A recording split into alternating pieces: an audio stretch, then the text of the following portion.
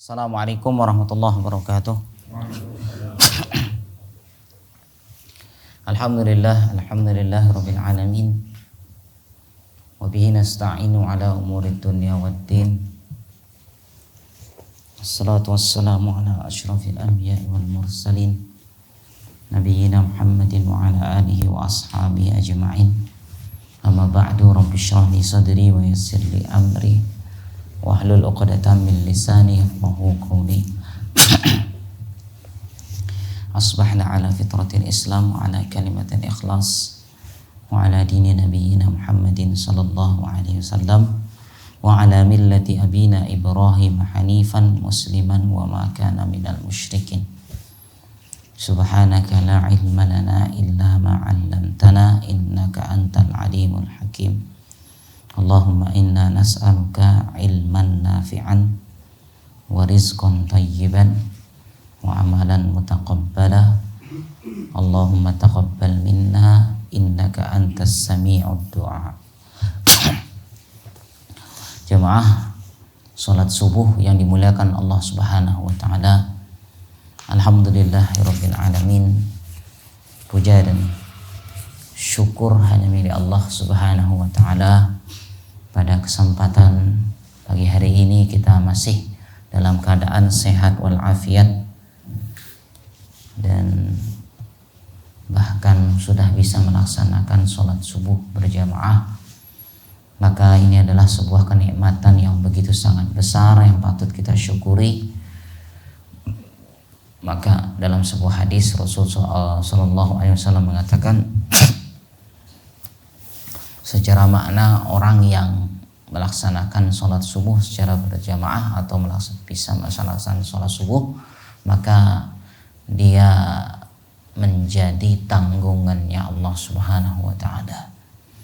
Mudah-mudahan Allah Subhanahu wa taala senantiasa memberikan perlindungan bagi kita semuanya. Amin. Yang kedua, salawat dan salam semoga selalu terlimpah curahkan kepada junjungan kita, dialah Nabi Muhammad sallallahu alaihi wasallam beserta para keluarga, para sahabat dan para pengikutnya. Kemudian jemaah, hari ini adalah hari Jumat. Kami ingin mengingatkan kembali, kita masih disunnahkan untuk membaca surat Al-Kahfi bagi yang memang belum membaca tadi malam. Pada hari ini masih ada waktu yang sangat luas. Begitu juga disunnahkan memperbanyak sholawat kepada Nabi Sallallahu Alaihi Wasallam. Jamaah kaum muslimin rahimakumullah, kita masih mempelajari atau mensyarah hadis yang kedua dari hadis Al-Arba'in An-Nawawi. Hadis yang kedua yaitu tentang hadis Jibril. Nabi Sallallahu Alaihi Wasallam ditanya tentang Islam, iman, ihsan dan hari kiamat. Maka kita sudah sampai pada pertanyaan, apa itu iman? Iman kepada takdir. Iman kepada takdir itu ada beberapa buah ketika orang itu beriman kepada takdir. Ya.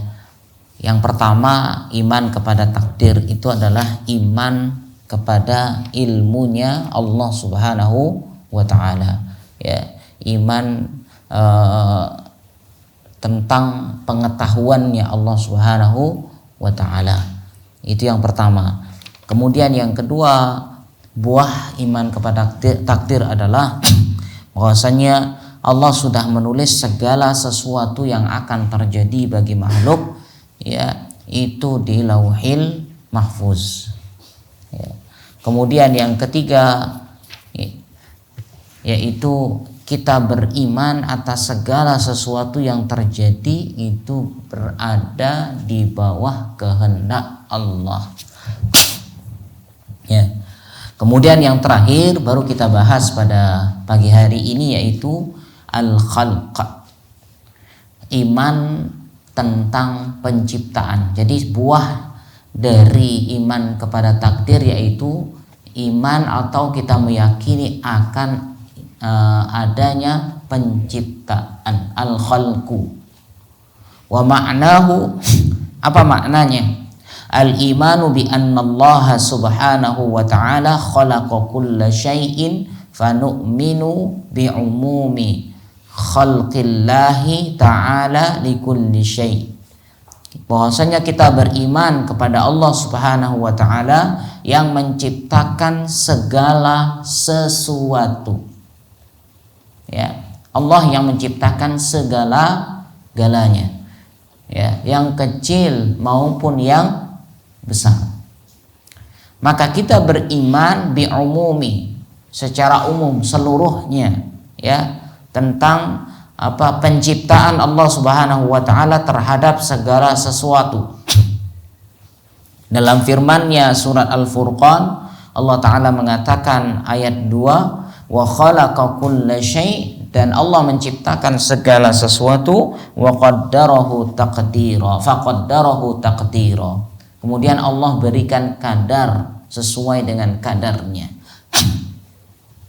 Fa kullu syai'in makhluqun lillah. Ingat, segala sesuatu itu adalah makhluk milik Allah. Ya, segala sesuatu adalah makhluk milik Allah. Ingat sebuah kaidah, Allahu khaliq wa ghairuhu makhluq. Allah itu adalah pencipta, maka selain Allah adalah makhluk. Siapapun dia, malaikatkah, ya, jinkah, kemudian surga, neraka, semuanya Allah adalah pencipta, satu-satunya zat yang maha pencipta. Maka selain daripada Allah, maka dikatakan makhluk. Lihat, fakullu syai'in makhluqun lillah, maka segala sesuatu itu adalah makhluk. Makhluk itu artinya yang diciptakan. Kalau dalam pelajaran bahasa Arab, sorob itu khalaqa yakhluqu, ya, khalaqa yakhluqu, khalaqa yakhluqu, khalaqa yakhluqu ukhluq, ya, khalaqa yakhliqu ikhliq, baru khalqan khaliqun makhluqun makhluqun. Ya. Jadi makhluk itu adalah isim maf'ul dari kata khalaqa yang artinya diciptakan. Ya. Maka diciptakan, segala sesuatunya diciptakan. Ya. Seperti apa? As-samawat, langit-langit, wal ardun, bumi-bumi, ya, wal bihar, laut-laut, wal anhar, sungai-sungai, wal kawakib, bintang-bintang, wasyams, matahari, wal qamar, bulan, wal insan, manusia, semuanya ini kal kullu makhluqun lillahi azza wa jalla. Semuanya adalah makhluk. Ya, tidak ada yang dikatakan pencipta. Sampai bahkan malaikat pun yang begitu dekat dengan Allah pun terhitung makhluk. As-samawat, langit-langit, yang sebagaimana Allah ciptakan as-saba', ya, langit itu berlapis 7. Semuanya Allah yang menciptakan, yang besar ini. Ya. Langit yang ketujuh, langit pertama, sebagaimana dalam riwayat itu diibaratkan, ya, bumi bagi langit pertama diibaratkan cincin yang dilempar di tengah padang pasir. Langit ke-1 ke langit kedua perbandingannya sama juga. Langit ke-1 itu seperti cincin, langit kedua adalah padang pasir.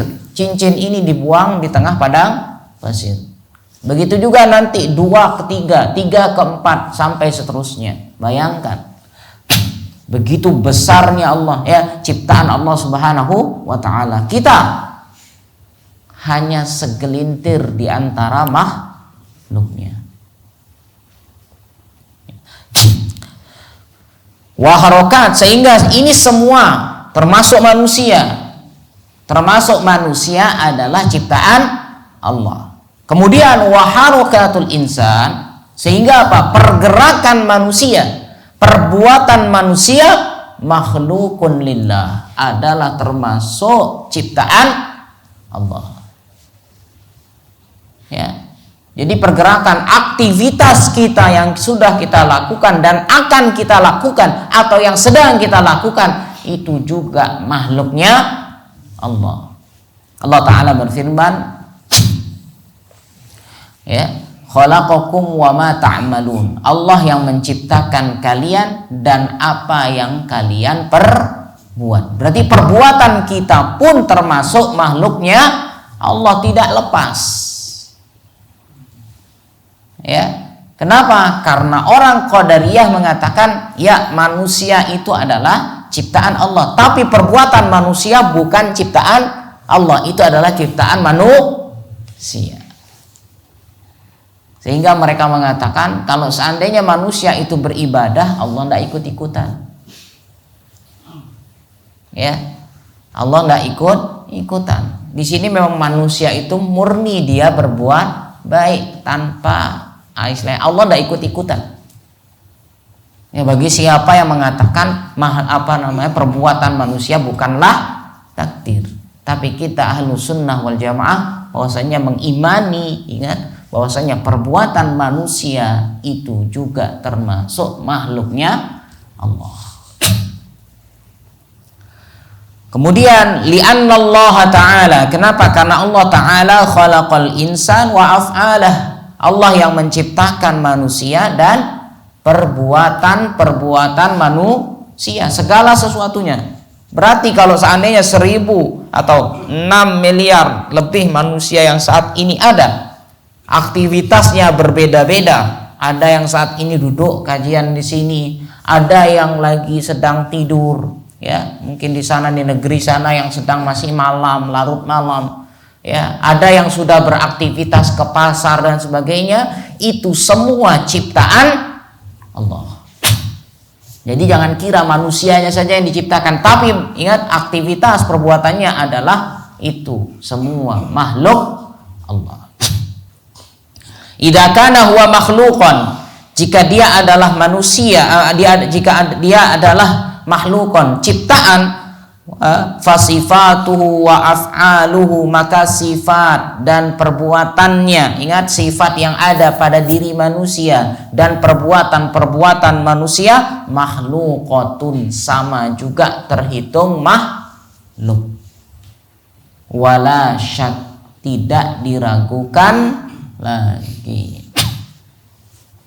Ya. Fa'af'alul ibad, sehingga perbuatan manusia, perbuatan hamba makhlukun li rabbil alamin.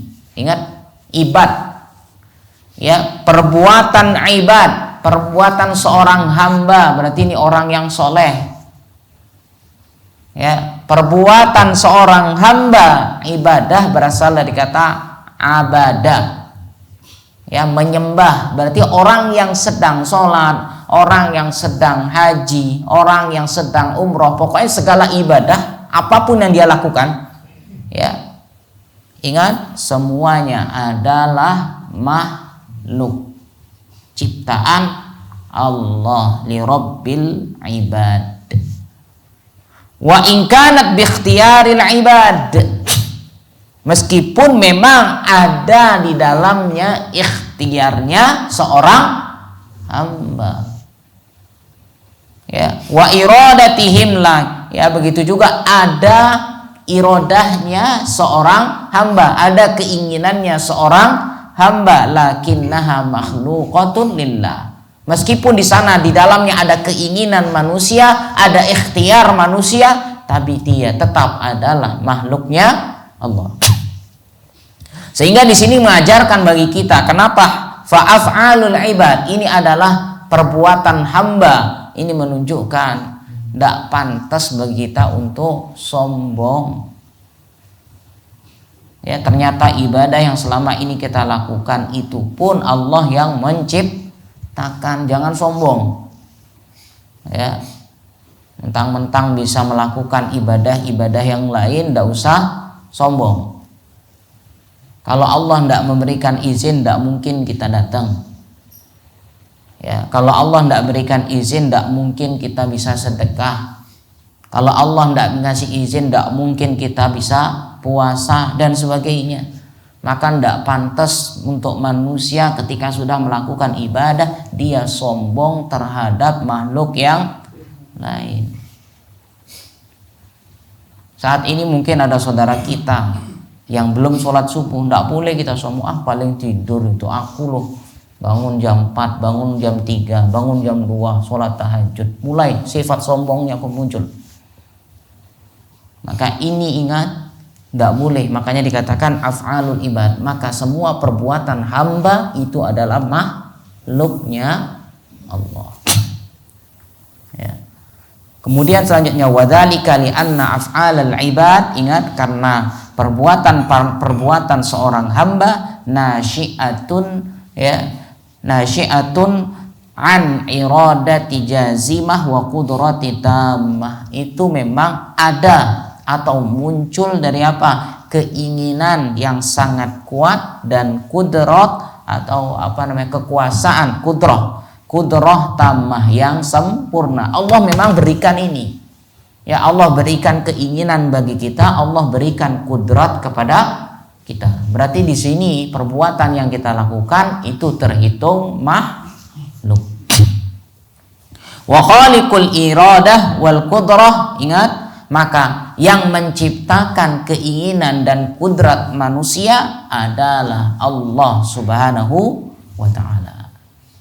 Ini jamaah sekalian dimuliakan oleh Allah Subhanahu wa ta'ala, iman kepada takdir Allah, buah dari iman kepada takdir Allah Subhanahu wa ta'ala. Yang jelas kita ahlu sunnah wal jamaah, ingat, beriman kepada takdir ini adalah suatu kewajiban, tidak boleh diingkari. Kita tidak boleh terlalu berlebihan dan tidak boleh terlalu meremehkan. Sifat, ingat ulama, sifat umat yang wasat, umat yang tengah-tengah, umat yang ahlu sunnah wal jamaah, sifatnya adalah, ingat, manusia punya ikhtiar, manusia punya keinginan, ya, tetapi ingat, semua yang akan tetap berlaku adalah kehendak Allah. Ini jamaah sekalian dimuliakan oleh Allah Subhanahu wa ta'ala. Kita tidak boleh menjadi jabariyah yang menganggap manusia adalah manusia adalah wayang. Jadi segala sesuatunya ini karena paksaan Allah. Manusia kalau berbuat buruk, ya, berzina, apalagi mencuri dan sebagainya, dia mengatakan ini Allah sudah yang maksa. Pasrah. Ya. Qadariyah kebalikannya. Allah tidak ikut-ikutan. Allah menciptakan makhluk, Allah menciptakan manusia, tapi perbuatan apa yang dilakukan oleh manusia Allah tidak ikut-ikut. Tapi ahlu sunnah wal jamaah tengah-tengah, manusia punya ikhtiar. Ya, anta turid ana urid wallahu fa'alul lima yurid.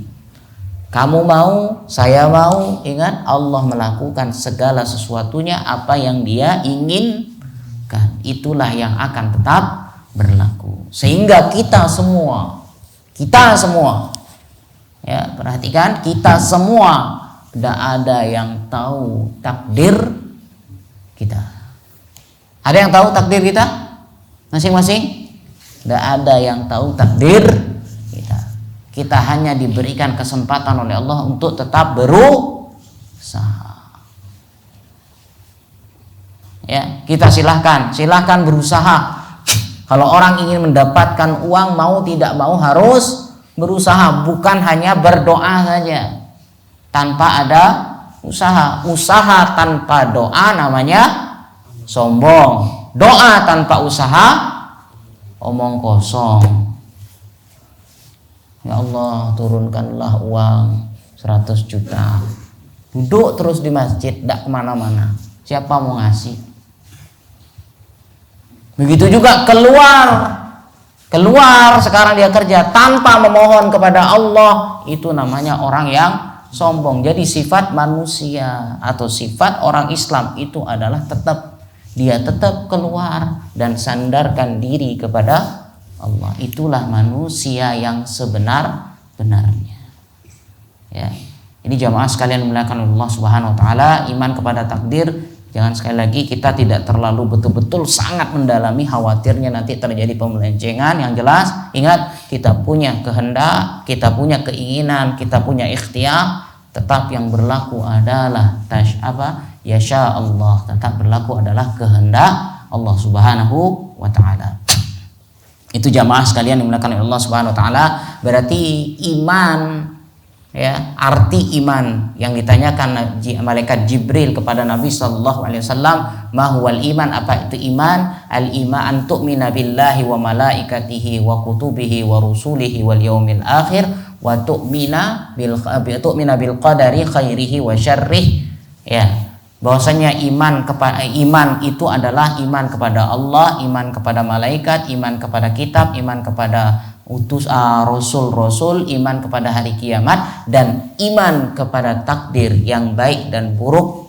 Ya, itu sudah, masya Allah, sudah secara ringkas kita selesaikan.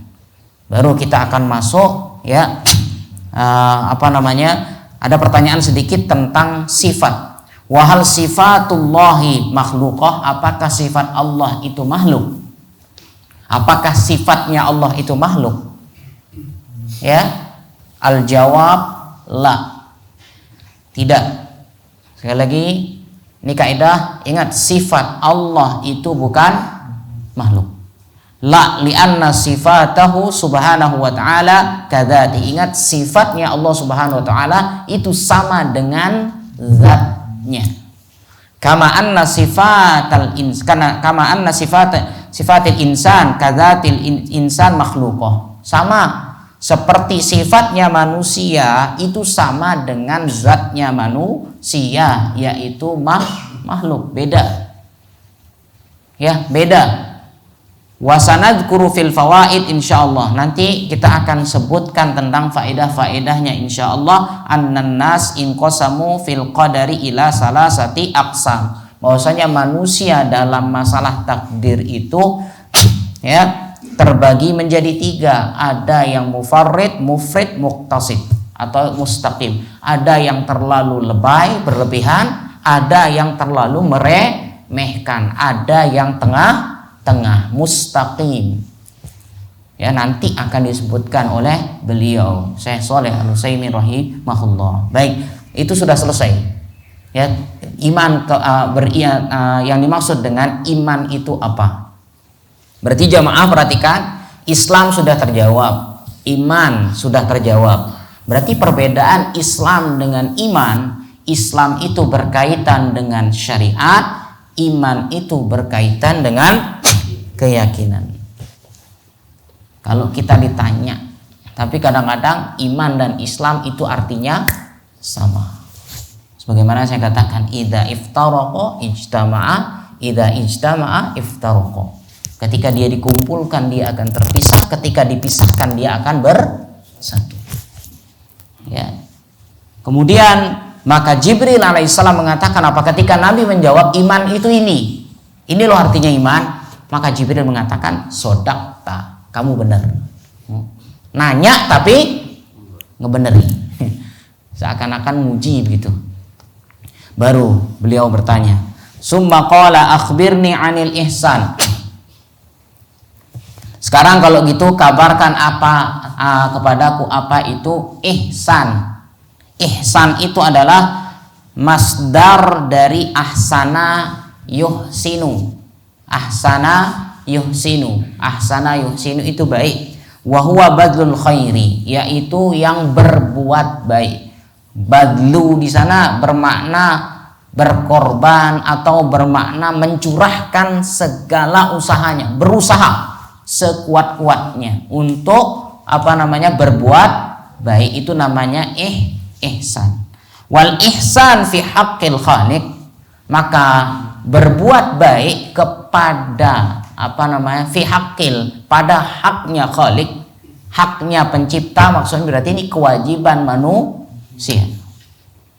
Ya, kewajiban manusia untuk berbuat baik kepada Allah gimana caranya? Bi antabniya ibadatika, engkau membangun ibadahmu alal ikhlas lillah.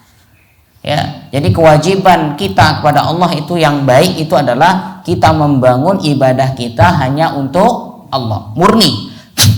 Wal mutaba'ah li Rasulillah, mengikuti contoh Rasul sallallahu alaihi wasallam. Inilah yang dikatakan baik. Berarti kalau hilang salah satunya tidak terhitung baik.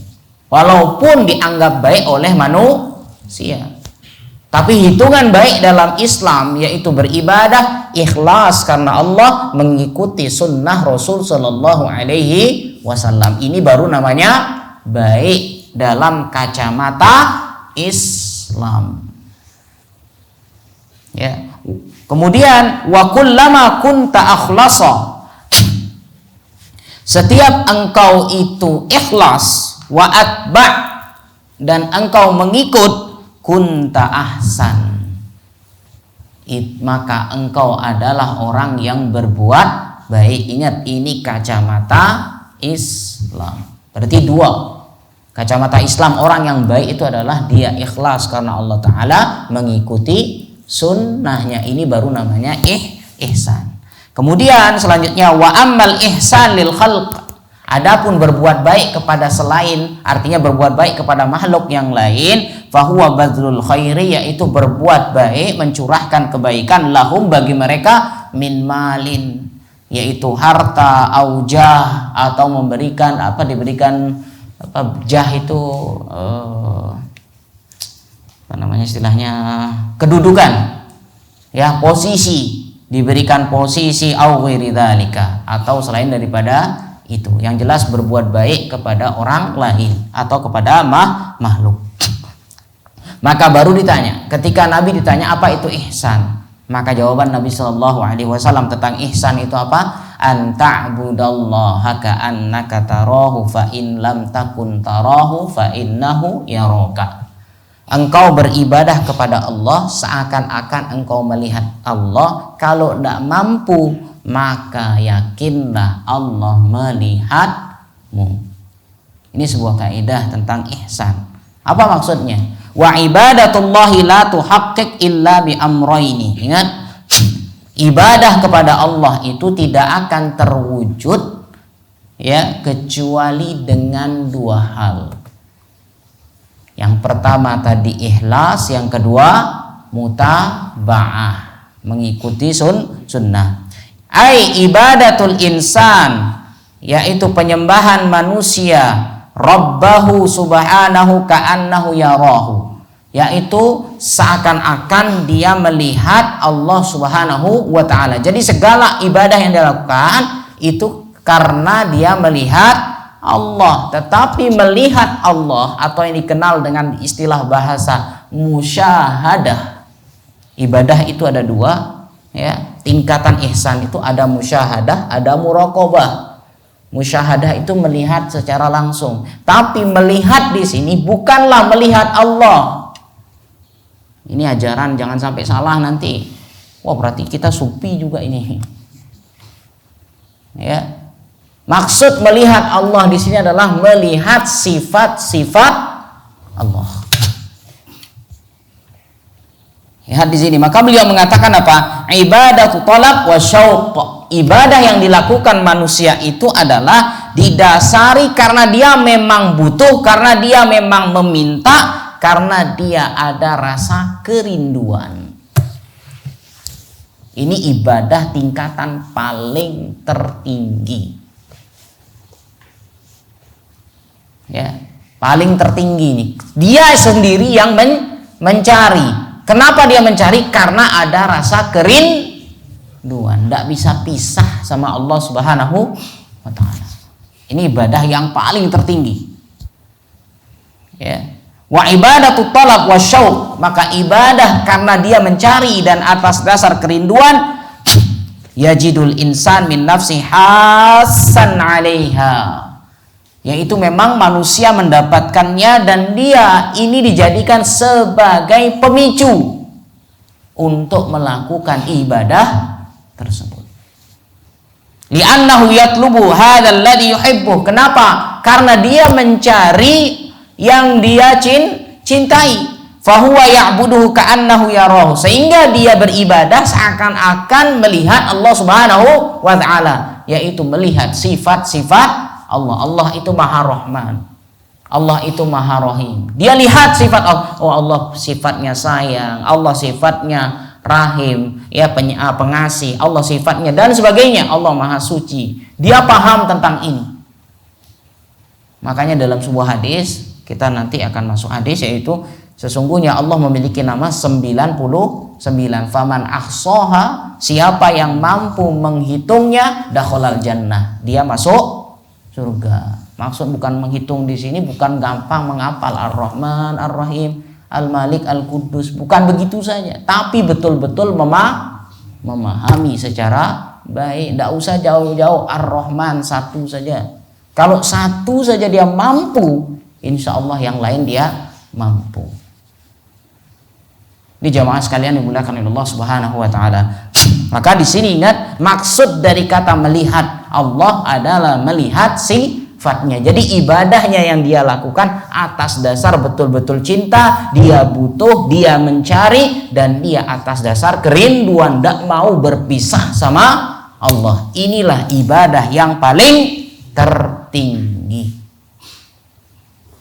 Ya, fayuksiduhu wa yunibu ilaih, sehingga apa? Allah lah yang menjadi tujuannya dan Allah lah yang menjadi wakilnya, wa yataqarrabu ilaih, dan dia selalu mendekat kepada Allah Subhanahu wa taala. Baru kalau tidak mampu yang begini, baru Rasul katakan apa? Fa illam takun tarahu, kalau kamu tidak bisa melihat Allah, tidak bisa melihat sifat-sifatnya, fa innahu yaraka, maka yakinlah segala apa yang kamu kerjakan, ingat Allah selalu melihat. Inilah yang dinamakan dengan muraqabah. Muraqabah selalu diawasi. Ubudhu ala wajhil khauf, beribadahlah kepada Allah atas dasar rasa ketakutan. Wala tukhalifuh, jangan engkau jangan engkau menyeleweng, ya, jangan selingkuh. Li'annaka, sesungguhnya engkau, in khalafta fa innahu yaraka, ketika engkau selingkuh, ketika engkau nyeleweng, Allah Maha melihat. Fata'buduhu ibadata khaif minhu, maka engkau menyembah Allah betul-betul dengan rasa takut. Haribun min adabihi, berarti kata muraqabah di sini adalah engkau lari dari azabnya, engkau menghindar dari azabnya, wa iqabihi, dan iqabnya. Iqab itu hukumannya. Ya, wahadihi darajah, maka derajat ini inda ahlil ibadah adna min darajatil ula. Derajat ini lebih rendah daripada derajat yang pertama. Kalau yang satu ibadahnya dia mencari, ya, dia betul-betul mencari. Kalau yang satu dia takut, disebabkan karena takut, ya Allah saya takut ini masuk neraka, saya sholat saja, saya tidak berani maksiat. Kenapa? Akan masuk ke dalam neraka. Ya, tapi kalau yang satu betul-betul memang mencari, saking cintanya, saking rindunya, tidak pernah mau pisah. Kalau orang sudah seperti ini, dia akan melakukan ya sesuatu yang dicintai saja, sedangkan yang tidak dicintai tidak mungkin dia berbuat. Kenapa? Karena manusia itu kalau sudah mencintai seseorang, dia akan selalu berkorban. Ya, karena bukti dari cinta adanya pengorbanan. Ya, kalau seandainya ada orang yang mengatakan cinta tidak ada pengorbanan, berarti bohong, dusta. Ya, fasara lil ihsan, maka ihsan itu ada dua martabah, ada dua tingkatan. Yang pertama martabatut thalab, ya, tingkatan pertama adalah yaitu mencari, tingkatan kedua adalah lari. Ya, berarti di sini ngejar maksudnya. Tingkatan pertama ini ngejar ibadah. Yang tingkatan kedua dia malah lari. Maksudnya lari ini tidak berani. Kalau mau ibadah harus ya sudah, dia takut akan neraka. Kalau dia mau tidak berani berbuat maksiat, takut masuk ke dalam neraka. Kalau yang satu betul-betul mencari, tolab dan harub, mencari dan berlari. Martabatu tolab, maka martabahnya, posisinya orang yang mencari adalah anta'budallah, dia menyembah Allah seakan-akan dia melihat sifat atau melihat Allah Subhanahu wa taala. Wa martabatu al-harab, sedangkan orang yang lari itu sama dengan apa? Anta'budallah, dia menyembah Allah wa huwa yaraka. Ya, dalam rangka ingat dia diawasi oleh Allah Subhanahu wa taala. Fahdharu kama qala azza wa jalla wa yuhadzirukumullahu nafsah. Dan Allah bahwasanya dan mereka dan Allah Subhanahu wa taala mentahzir kalian nafsahu, diri kalian. Artinya Allah mengawasi kalian. Wa bihadza na'rifu, dan dengan ini kita mengetahui annal jumlataini mutabainatani wal akmalu al awwal. Ini jumlah yang berketerkaitan dan yang paling sempurna adalah martabat yang pertama, tingkatan yang pertama, yaitu tingkatan ibadah dalam rangka mencari dan atas dasar kerinduan. Walihada ja'alan Nabi sallallahu alaihi wasallam, maka dari itu Nabi menjadikan yang kedua fi martabati saniyah mutaakhirah. Makanya yang kedua disebutkan yang terakhir.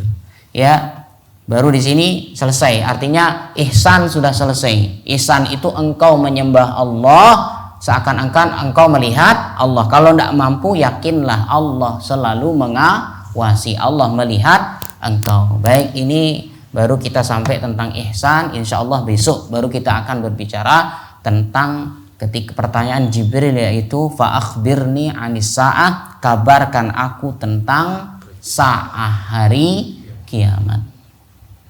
Demikian mungkin yang bisa kami sampaikan, mudah-mudahan ada manfaatnya. Ada pertanyaan dulu? Coba Ustaz, saya mencoba begini.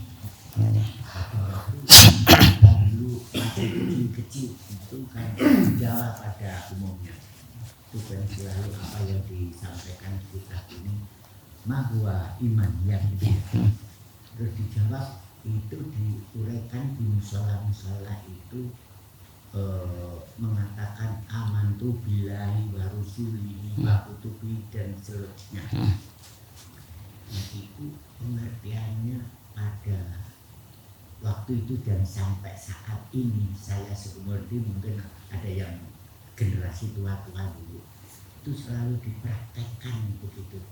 Jadi mereka istilahnya pujian pada waktu di Jawa itu ternyata artinya itu seindah itu meyakinkan iman kita gitu. Dan baru sekarang ini kita mendengarkan.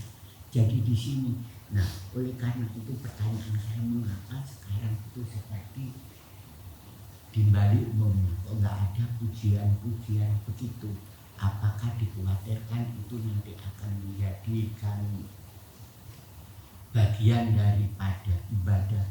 Nah begitu apa gimana? Pujian di sini selawatan tuh maksudnya. Iya, modelnya semacam itu. Kan di tempat lain itu ada. Terima kasih. Sebenarnya ini memang kalau cara masuk Islam terdahulu kan begitu, dipraktekkan langsung tapi tanpa dijelaskan. Nah, cuman akhirnya mohon maaf memang inilah yang ditakutkan oleh istilahnya para wali songo terdahulu. Ya, para wali songo terdahulu memang ketika artinya mengadakan sebuah ibadah, mereka sebenarnya sudah terjadi perdebatan. Cuman mereka memikirkan madharatnya, sehingga ada bahasa dari salah satu daripada wali tersebut mengatakan, nanti biarkan anak cucu kita yang akan meluruskan apa maksud dari ibadah itu. Maka sebenarnya ini sudah selesai. Betul, zaman dulu memang butuh lebih kepada banyak praktek karena sulit untuk dipahami secara keilmuan. Nah sekarang ini sudah terjalankan, tinggal sekarang kita meluruskan. Kalau kita ngikut seperti ini, tidak akan pernah ada perubahan nanti ke depannya. Jamaah sekalian, betul memang yang dirasakan oleh Pak Haji zaman-zaman dulu seperti itu, betul-betul ya kami pun merasakan dulu seperti itu, diajarkan pujian ini pujian itu. Ternyata baru sekarang betul memahami bagaimana sebenarnya. Oh ternyata Nah, jadi memang saat ini ya mau tidak mau akan harus meluruskan supaya tidak muncul yang seperti ini. Kalau ini dimunculkan lagi, manusia akan semakin lama semakin melenceng. Itu yang kita khawatirkan. Karena dan ini akan dianggap sebagai bentuk ibadah yang dulu saja sekarang sudah mau diluruskan, luar biasa katosnya. Apalagi kalau sekarang dimunculkan lagi akan semakin katos. Ya. Ya mudah-mudahan Allah Subhanahu wa taala terus memberikan kita hidayah sunnah ini sampai maut menjemput kita. Amin ya rabbal alamin. Ada lagi? Taib? Mungkin ini yang bisa kami sampaikan. Mudah-mudahan ada manfaatnya. Saya akhiri. Wassallallahu ala nabiyyina Muhammad. Subhanakallah bihamdika asyhadu an la ilaha illa anta astaghfiruka wa atubu ilaik. Assalamualaikum warahmatullahi wabarakatuh.